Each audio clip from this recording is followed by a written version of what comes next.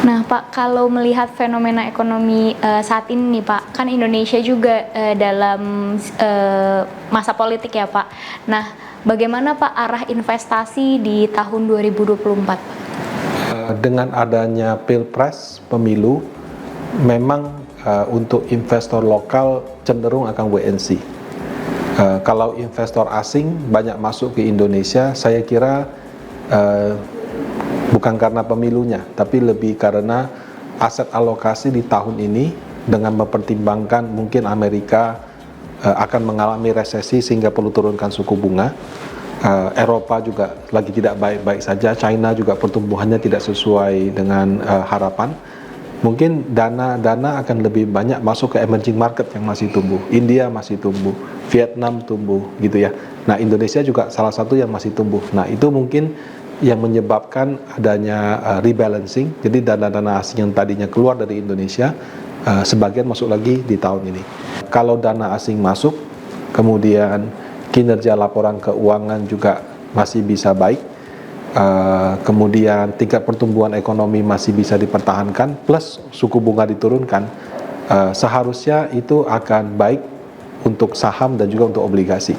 Jadi untuk 2024 arah investasinya menurut saya bisa dibikin aset alokasi yang berimbang. Bisa kita masukkan ke saham dan ke obligasi atau reksadana saham, reksadana pendapatan tetap dengan komposisi yang disesuaikan dengan profil resiko.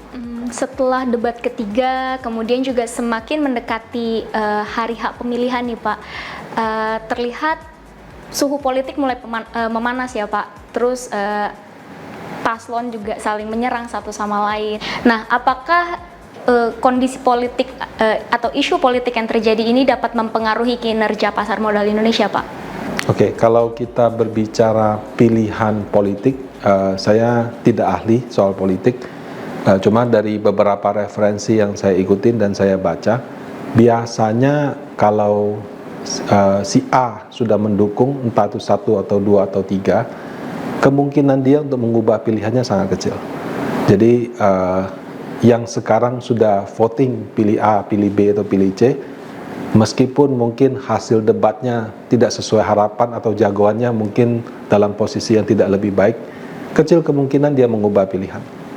Nah, swing voter itu menurut saya mungkin bukan belum tahu mau ke siapa. Mungkin ada yang seperti itu, tapi lebih banyak mungkin tidak memberitahukan ya.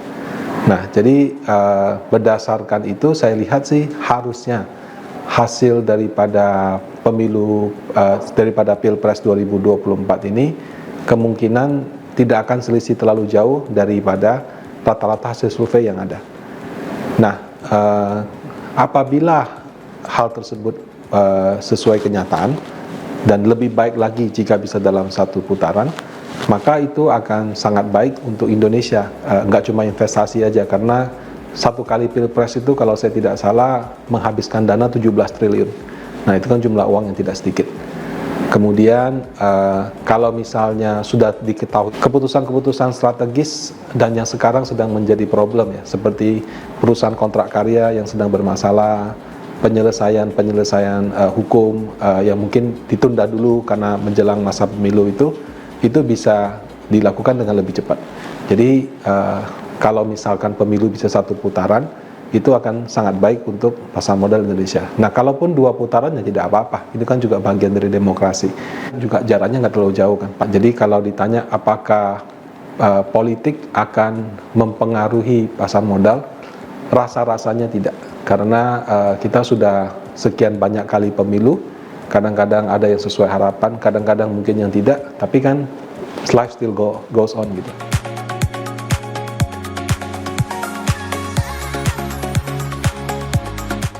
Sahabat Panin AM, terima kasih ya sudah menonton video ini. Jangan lupa like dan subscribe supaya tidak ketinggalan video-video terbaru dari kami. Untuk menonton video terbaru dari Panin Asset Management, silahkan klik video berikut ini.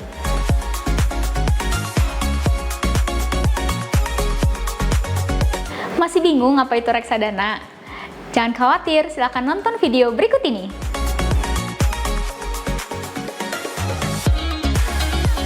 Mau makin jago investasi? Tonton dulu video-video berikut ini.